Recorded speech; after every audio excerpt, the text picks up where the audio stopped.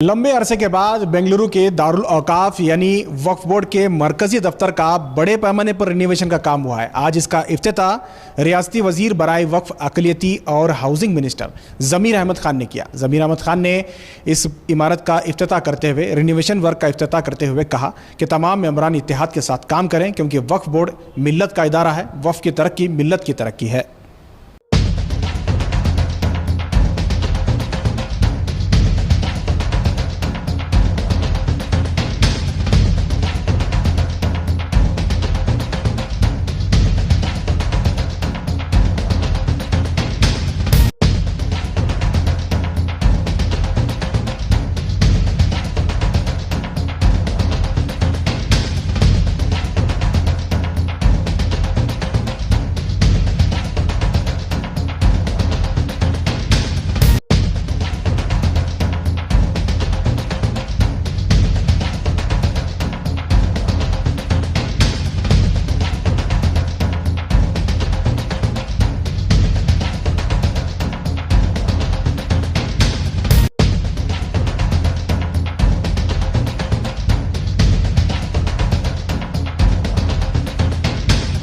वफ़ के तहत तकरीबन 40-45 हज़ार इदारे आते हैं, जिसके तहत पूरे रियासत से लोग यहाँ दारुल औकाफ मरकज़ी दफ्तर आते हैं। लेकिन यहाँ आने के बाद इस दफ्तर में उन्हें बैठने के लिए भी जगह नहीं थी। ऐसे में वफ़ के इंतज़ामिया ने इस रिनोवेशन को किया है, जिसमें तमाम तर दफ्तर मौजूद हैं। चेयरमैन का चैम्बर है, कोर्ट हॉल को रिनोवेशन किया गया है, साथ ही साथ सब कमेटी के चैम्बर्स बनाए गए हैं, मेंबरान को बैठने के लिए जगह और लोगों के लिए भी नए तरीके से जगह बना गई है। साथ ही साथ जो है वफ़ का जो एंट्रेंस है उसे बदल दिया गया है। पहले जो बैक साइड का एंट्रेंस था उसे अब बंद करके सामने की तरफ एंट्रेंस किया गया है। उसका रिनोवेशन का जो आर्च का काम है थोड़ा सा पेंडिंग है और ये भी लगातार काम चल रहा है।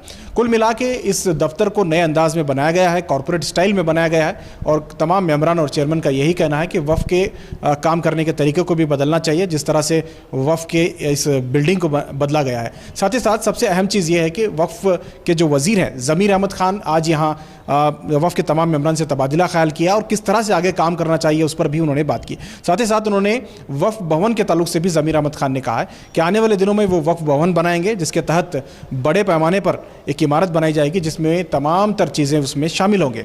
साथ ही साथ ज़मीर अहमद खान का ये भी कहना है कि वफ़ के ताल्लुक से जितनी मुमकिन हो तरक्की होनी चाहिए, वफ़ की ज़मीनों को बचाना चाहिए और साथ ही साथ इस ज़मीनों को बचाकर मिल्लत के लिए इस्तेमाल करनी चाहिए। तो बहुत सारी चीज़ें आज उन्होंने बताई हैं। साथ ही साथ तमाम मेंबरान को इत्तेहाद के साथ रहने और यहाँ पर किसी तरह के करप्शन को रोकने की भी उन्होंने बात की है। उन्होंने कहा है और तंबी की है कि किसी भी तरह के छोटे अफसरान भी किसी तरह की रिश्वत लेते हुए पकड़े गए तो उन पर सख्त कार्रवाई की जाएगी।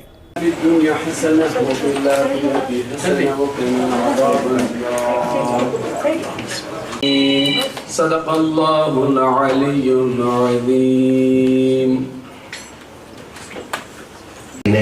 बहुत दिनों से एक अरमान थी कि वक्फ बोर्ड में मेरे ख्याल से 40-50 साल पहले एक कंस्ट्रक्शन हुआ था, उसके बाद ये रिनोवेशन करना करके हर एक अरमान थी। आज अरमान के हिसाब से आज वो रिनोवेशन करके आज इनॉग्रेशन किया गया। सबसे पहले हमारे वक्फ बोर्ड चेयरमैन को और मेंबर्स को तमाम को दिल की गहराई से मुबारकबाद देता हूँ।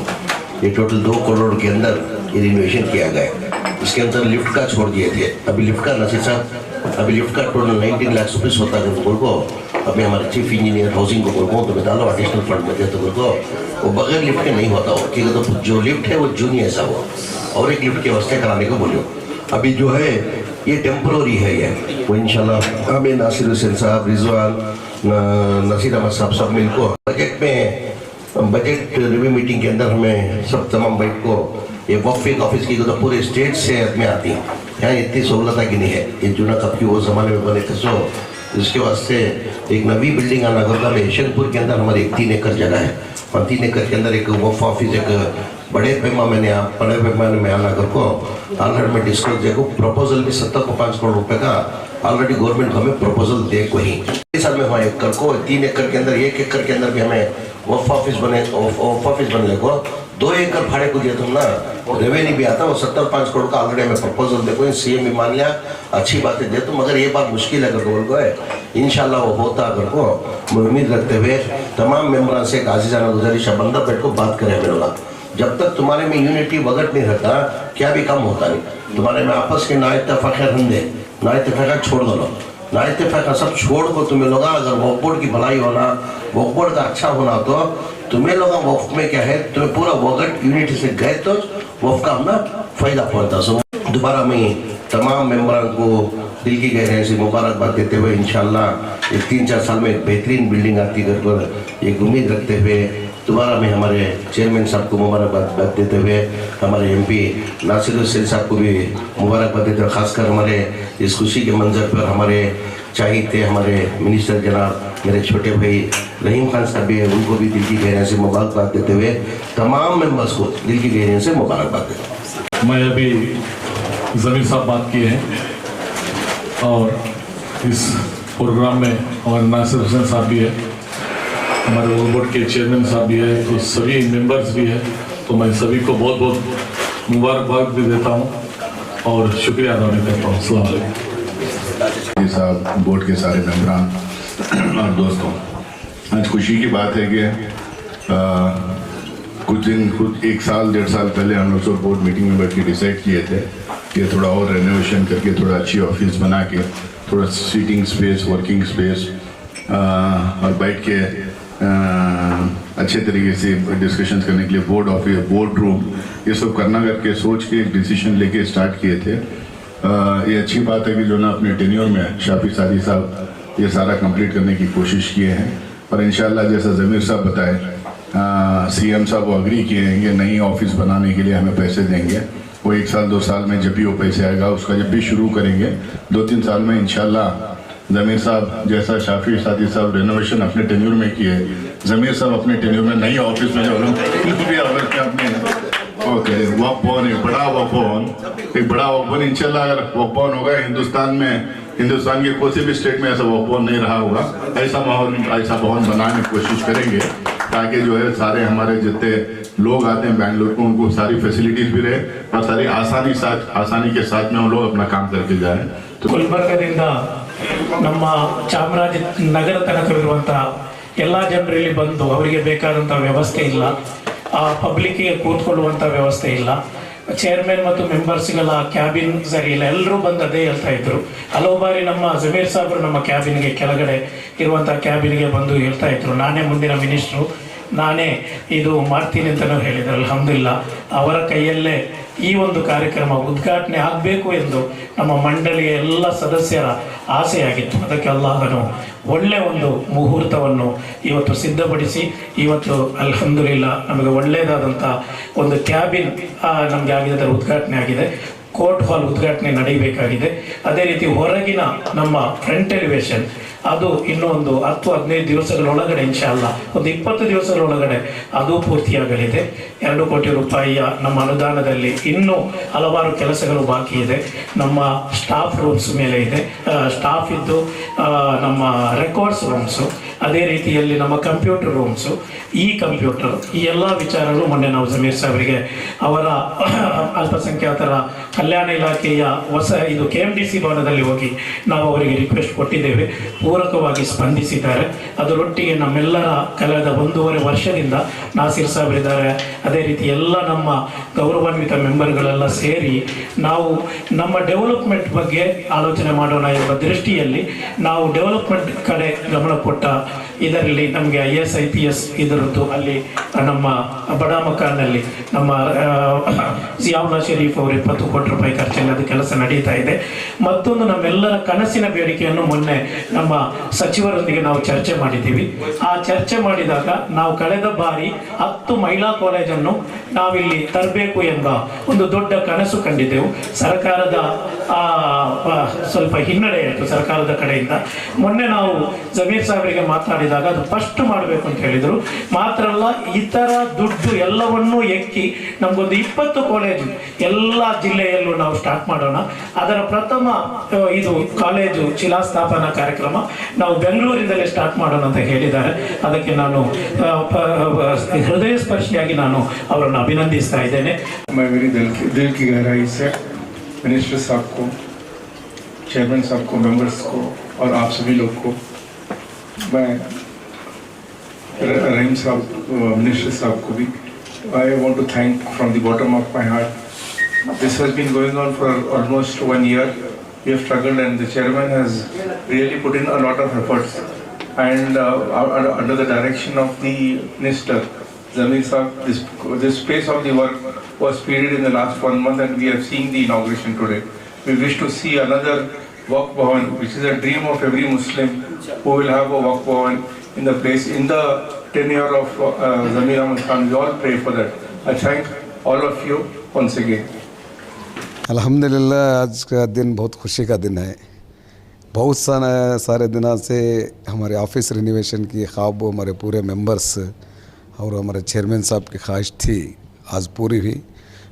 इसके साथ साथ हमारे वक्फ मिनिस्टर जमीर अहमद साहब का भी मैं तहे दिल से शुक्रिया अदा करता हूँ, क्योंकि ये रिनोवेशन के वास्ते उन्होंने बहुत साथ दिए। और उन्होंने चाह को टाइम नहीं तो भी उन्होंने 6 बजे होंगे मैं आपको आज इनाग्रेशन करता हूँ, ऑफिस का बोल को टाइम देखो आज इनाग्रेशन करें, उनको भी मैं शुक्रिया अदा करता हूँ। इसके साथ ये ऑफिस के बारे में पहली मीटिंग में यूसुफ साहब चेयरमैन हुए थे। पहली मीटिंग में पहला सवाल मैं करा से ऑफिस के रिनोवेशन के बारे में। मेरा सवाल क्या था वो मीटिंग में बोले तो, मैं स्टेट में इलेक्शन को खड़ाया, वहाँ मुतवल्ला बहुत सारे मुतवल्ला मुझे क्वेश्चन करे थे। क्या क्वेश्चन का तो हमें 400-500 किलोमीटर से तुम्हारे ऑफिस को हमें काम के वास्ते आती, वहाँ बैठने एक जगह नहीं हमना।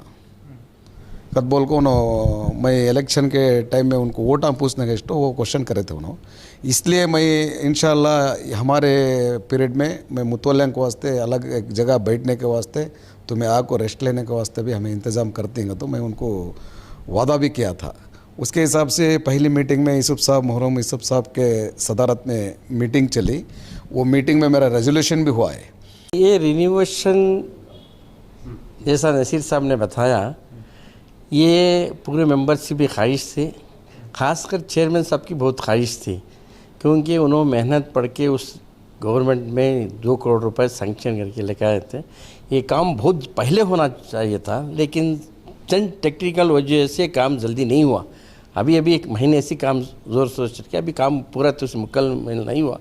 फिर भी आज हम जो ऑफिस बनाए थे उसका ये ज़रूरत थी, नीड ऑफ द आवर, क्योंकि जो लोग बाहर से आते हैं उनके मसले लेकर के, पाप उनको बैठने जगह नहीं, और फ्री से हमें भी उनके साथ डिस्कस करने भी टाइम नहीं मिल रहा, जगह नहीं है, ये फैसिलिटीज़ नहीं थे।